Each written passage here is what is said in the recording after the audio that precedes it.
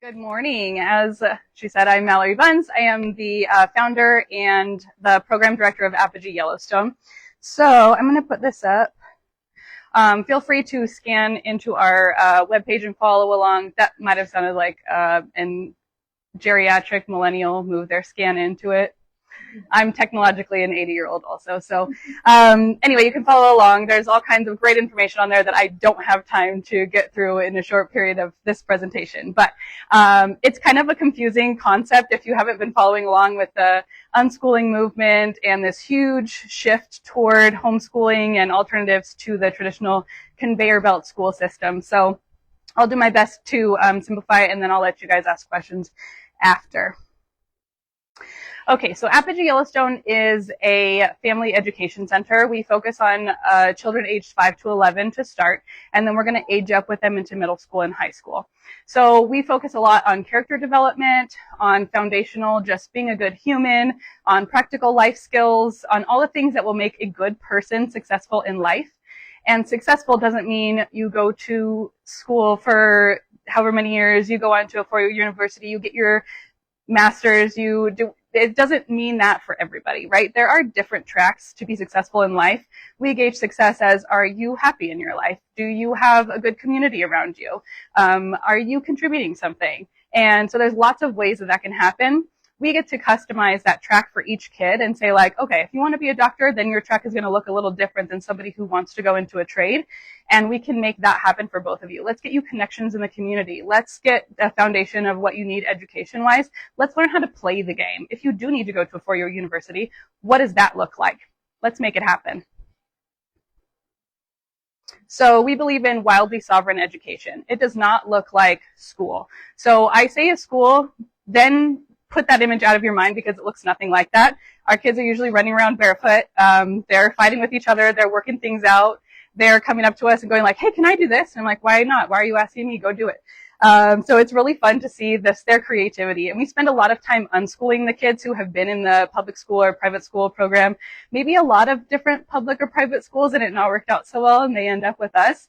And the amount of progress we can see in a short period of time is just tremendous. It is like so heartwarming to get texts from parents every day saying things like, is this the same kid that I gave you 2 months ago? Because they are wildly different. And it's just the coolest thing that I never imagined I would do with my life.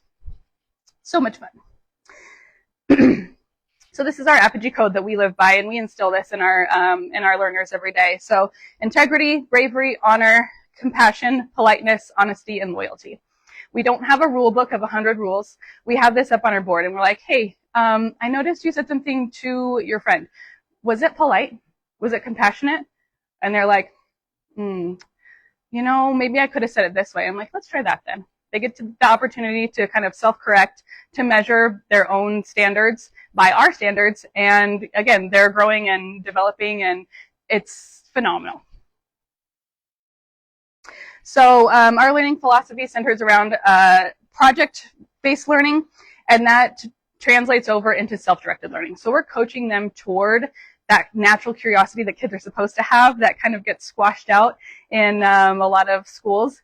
And so we're not raising kids to wait to be told what to do. We're letting them ask questions, get curious about something. That's a great question. Go figure it out. Let's go figure it out together. And let that curiosity just run its course until they either master this concept that they were curious about, or they get tired of it and it falls by the wayside. That's okay.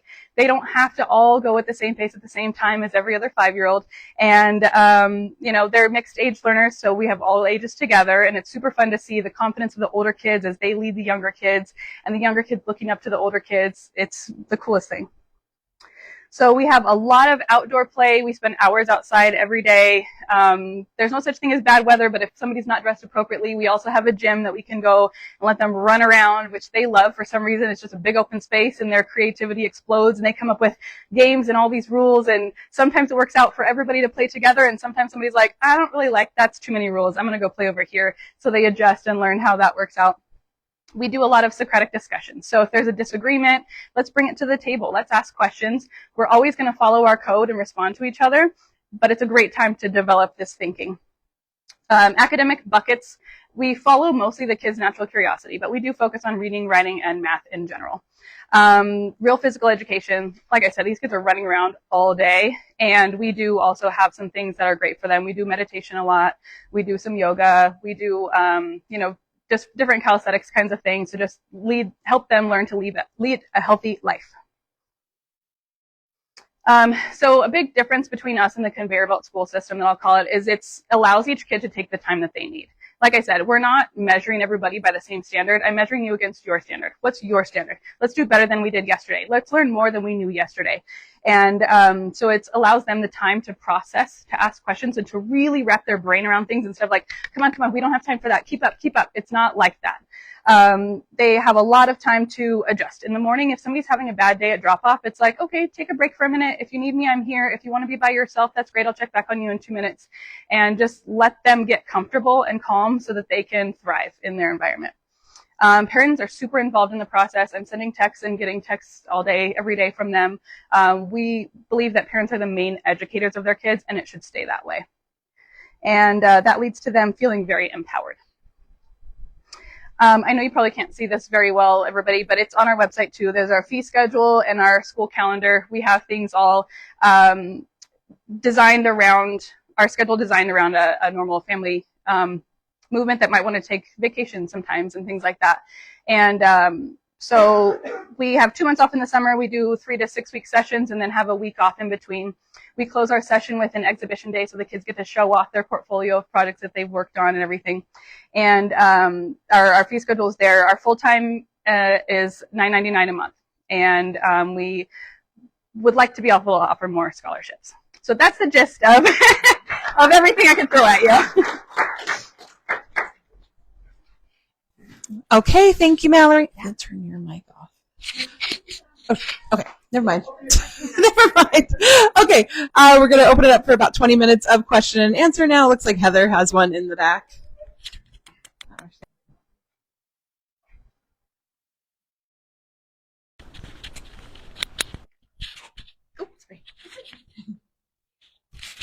What's the number of students that you currently have, and what's your capacity of So students? we have 7 right now. I have one actually joining at the moment, which I'm very sad to be missing. But our capacity looks sort of like 20 this first year. But to be honest, it depends on each kid. So we're adding the kids in slowly, allowing them to adjust maybe 1, 2, 3, 4 at a time, and letting the community absorb them, letting them figure out how things are going. It really depends on the needs of each kid. If we have a lot of needs of like kids that need a lot of one-on-one attention at first, we're going to go slow enough to let them integrate into our system. And if we reach the point where it's like we need to make sure that we're giving each student the kind of attention that they need and deserve, that's our cap. So it sort of looks like we have 2 full-time coaches, myself and Coach Gwen. My mom's been helping out right now as I'm coming back from maternity leave.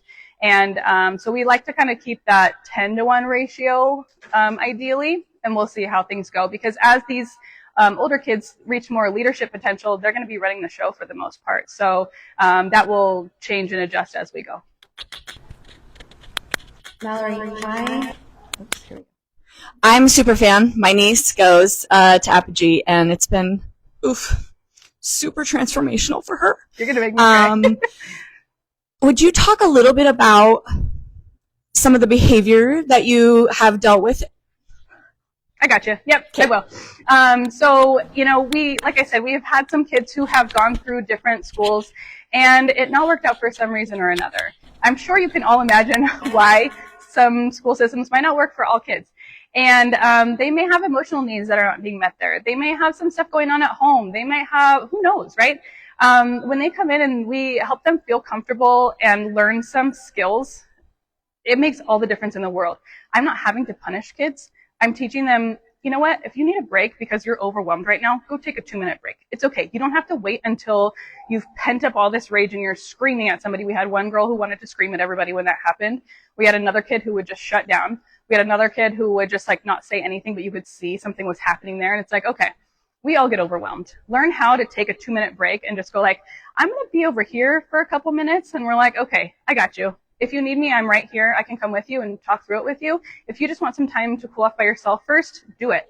Learn how to take that time for yourself. Learn how to protect your boundaries, because that's an important life skill that we all need to learn. We had a couple of boys who didn't get along so well. One felt bullied by the other. One was excluding the other from play because they just had different personality types. One didn't deal with it so well and was not letting the other kid play. We'll call them Spencer and Jeff. Spencer was just kind of like, yeah, no, we're going to go play over here. And they would keep going away from Jeff. So we kind of watched it first to see and make sure, like, I'm watching you. Don't bully that kid. Don't even make me say it. We're following our code. But we didn't interfere and make them, like, sit down and work it out and say, okay, we're all going to be friends here. It was like, listen, if you don't want to play with them, you don't have to. There are going to be people that you're going to encounter in life that you just may not like. I'm not going to force you to play with them. However, we are still going to act according to our code. So pretty soon they start, kind of figuring out their boundaries with each other. You know what? I don't want to play that right now. I'm going to go play over here. Okay, that's fine. But if you're having a whole group activity, everyone's invited. Okay, well, hey, I noticed that you brought that toy today. I kind of like that. Can I play with it with you? Okay, sure. And we're just standing back and watching the whole thing unfold. Pretty soon, give it a couple weeks, a couple months, and they're asking to go on play dates together. And it was like, okay, how much more powerful that they figured out how to do that. We didn't have to intervene. They figured it out on their own. So that's a lasting life skill that I just think is lacking in most environments for kids these days. Thank you so much. I have one more question, or one more thing that I want you to talk about. So last time you were here, I think it was before you opened the school. You were looking April or something. Yeah. So talk about the things that have transitioned or changed and where you kind of see Apogee going, like in the next couple of years, or what does that vision look like, and what has changed since we saw you here last time? So a lot has changed. I thought I knew how it was going to look when I came last time. I had like what the day is going to look like hour by hour, and what projects exactly we were going to be doing. And a lot of that has changed because when you work with a lot of kids who need flexibility, you have to learn how to be flexible, and you have to learn how to ask for help. So it's morphed into this like very loose schedule for the day. They know what's coming next, and so they can anticipate things. They can present different ideas when they don't like a project or an activity that we're doing. They have the right to say, I really don't want to do that. Here's my alternative idea. Is it okay if we do this? And they've just become a big part of their education. We started with 2 kids. My son was one of them, and another child who was on full scholarship. So we had 0 money coming in at the beginning. Now we are less drowning or hemorrhaging money, so that's exciting. And it's just like, I am all in. I can see what this can do for kids and families. So, I just drained my 401k, and my husband's like, at what point do we stop this? And I said, I won't. So it's just helped me solidify, because I know, thank you, how much this can mean to families, to kids who wouldn't be in the situation that they can be in. And I'm in a position to help make that happen.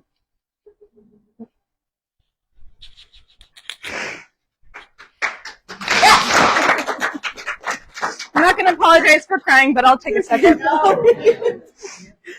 My question is about like the structure. Are you 5 days a week? Do you go from morning to I have a kid home right now because she hates school, and she's 11, so she's right on the cusp. Mm-hmm. And I've done I homeschool my 15 and my 16-year-old now, and I've done unschooling, homeschooling, all the things over the past 25 years. And so I'm just curious, and also, can you speak a little bit about the full-time, which was the $9.99 plus, and I saw there was other options, but I can't see from here. Okay. So our full-time is Monday through Friday, about 9 to 3. And I say about because all of our kids are registered homeschoolers, so you're in charge of what that schedule looks like. We have a kid who drives from Roundup every day with his mom, and so they take Fridays off, and they come at 9:15-ish. That's fine. She sends me. I'm not going to throw her under the bus. We won't name names, but sometimes she's like, hey, I've got to run home and catch this meeting. I'm going to pick him up a little bit early. And I'm like, cool, thanks for letting me know. Open communication is important to us. You're in charge of your kids' education. We're just a resource to really help you do that. And I knew the reason that I started this is because my son, he loves to be outside. I could just see someone telling him well, he's got this diagnosis, he needs to be medicated, and him getting the message that he's a bad kid. because he can't sit still. He's 5. He wants to run around and play. I don't see that changing anytime soon. Why should that change? Because when he's 45, his doctor's going to tell him you need to get up and move more. When if he has a healthy lifestyle from now on, let's just continue that. So anyway, the full time is flexible, but about Monday through Friday, and that's the $9.99 a month. We have 2 part-time options, 1 day a week or 2 days a week that are $2.99 and $5.99 respectively. I'm about maxed out on what I could do for scholarships right now because, like I said, everybody that's there right now is almost on scholarship, and that's just coming from our pocket because I believe so strongly. Like, I really want you here. Let's see what we can work out. So my next step is, we'll get to that, but funding that side of things. So yeah, it's very flexible. I'm working with other families too as they come on, like, hey, we live here. Can I do this? Yes, fine. Apogee, that we're the nationwide network that we're a part of, also has like a homeschooling option. So we can create like a bridge program. You can do the same projects at home, come see us 1 or 2 days a week, get the social aspect, the mentorship, the community, the playtime, all of that stuff, and kind of get the best of both worlds. So it's like the homeschooling without the stress of homeschooling. And if your kid is just like, why would I want you as my teacher? Which I could see my son saying. But it's different when we're with all of the other kids. And he's called me Coach Mom a couple of times, So that's kind of fun. Did that answer your question? Okay. Let me know if you have more. Mallory, will you talk a little bit about, you guys have some volunteer mentors. Yes. Will you talk about that program that you have or that you're working on, like a little bit about that? Yes. So we have had speakers come in, Emily's been one of them, and talk about what they do, what their day what their life looks like basically, and what businesses they've created. So part of, especially as the kids get older, the idea is to have mentorships in the community, to have community partners and people that support their learning and their trajectory of that. So we're big on the entrepreneur direction, encouraging that, and even just the creativity. Even if they want to be a doctor, like there's value in learning how to start a business and learning how to fail when you're young and saying, you know what, that's okay. That didn't work out that great, but man, I learned a lot from that. And to have the, failure is only when you give up kind of mindset. So we like to have, we've worked on being good listeners, how to listen to a presentation, how to ask valuable questions, and how to sit as still as you possibly can for very few short minutes and listen well. And so that's at the age group that we're at now. As we move into older ages, and we've got an 11-year-old that's starting today, they're going to be going into middle school soon, and we want to start internships over the summers. So we want to make the connections in the community, have them learn how to write an email that says, I want to be a veterinarian when I grow up, so here's why you should hire me at your veterinary clinic. Can I get a 5-minute phone call? 5-minute phone call. Can I get a 10-minute in-person interview? And they just weasel their way in there and get what they want. And they get to meet cool people in the community that are doing awesome things. And they might go, you know what? I don't want to give dogs shots. I don't think I want to be a veterinarian after all. Good thing I didn't go through all those years of schooling, take on all that debt to realize that before I knew what the job really meant. So just getting exposure to things, and just so much value in making community connections and doing some work.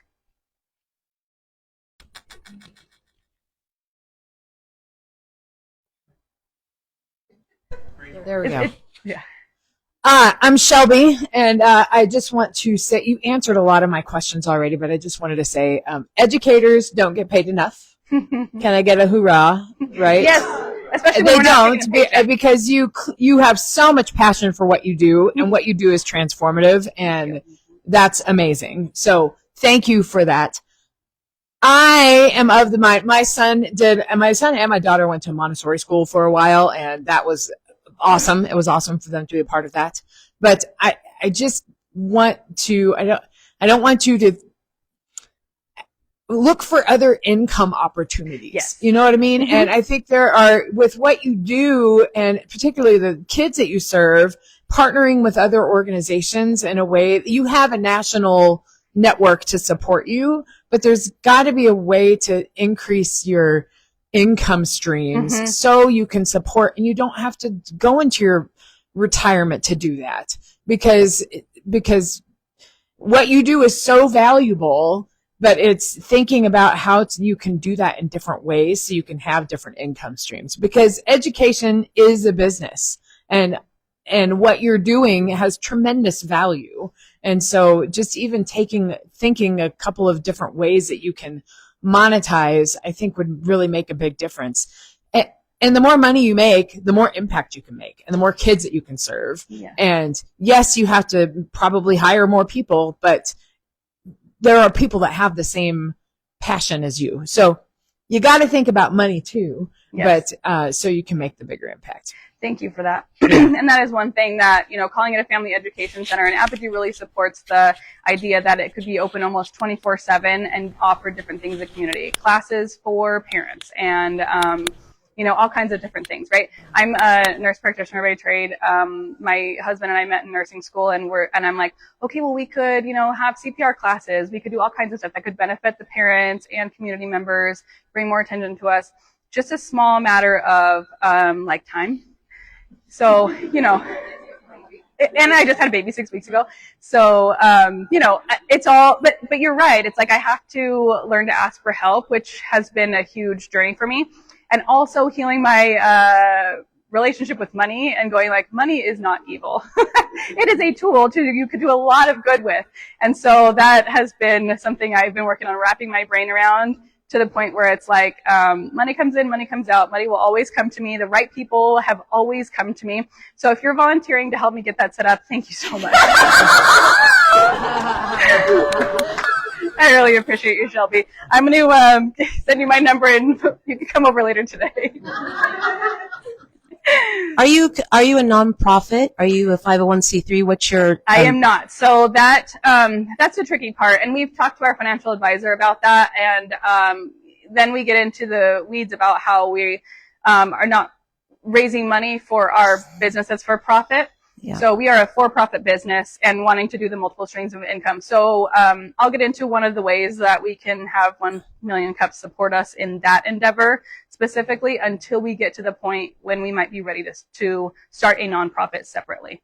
Okay, and then your curriculum that comes from your umbrella organization, is that the only curriculum you use, or are you allowed to use other curriculum or approve your own curriculum? Thank you for that. We don't actually I don't use a set curriculum. I create a curriculum for each and every child. We have a curriculum of projects from Apogee that supports a project-based learning, so those go along with our theme. We tailor those to what the kids' attention spans look like, where they're at, all these factors, right? So we get franchise level support from Apogee, but we're not required to follow nitty-gritty things like that. They're like, there's a couple things on the logo that you have to follow, and otherwise, here's all the resources, do what you want with those. So we don't have a set curriculum. Yeah, creating that from scratch. All right. So with that, Mallory, yes, what can the 1 Million Cups community do for you? What a great question. Thank you for asking that. So many things. When we were talking about the volunteer mentors, I was like, gosh, if only I knew of a community of people that are entrepreneurial minded, that care about our community, that want to help kids and want to stop by and tell the kids about what they do and create those lasting relationships. So that is one thing. We would love to have volunteers come and talk to the kids. Also, like our social media. Some of you guys have shared our posts or commented on them or tagged people, and we appreciate that so much because the word of mouth is our biggest referral at this time, and it's been huge for us. And we're getting the kind of families that we want and that believe in their kids and are willing to invest in their education. So that's huge. On piggybacking on the nonprofit question, I was presented with the idea that we could have a sponsor nonprofit who would run a campaign for us and say, we're raising funds for Apogee Yellowstone scholarship, and we're going to try to raise this much X amount of dollars to give this many students scholarships. So that's kind of a relationship that I'm starting to look for now. So if you guys are interested or know anybody else that might want to support that, let me know. That's going to be a big thing, but mostly following along on our social media and seeing, because we're going to have needs that change and grow and everything as we change and grow. And right now my biggest focus is on getting the kids where they need to be. So that is really, really time intensive to get them started. And then the idea is it will be more and more hands off as they're just doing what they want to do, taking the reins and just running. So, yeah, thank you.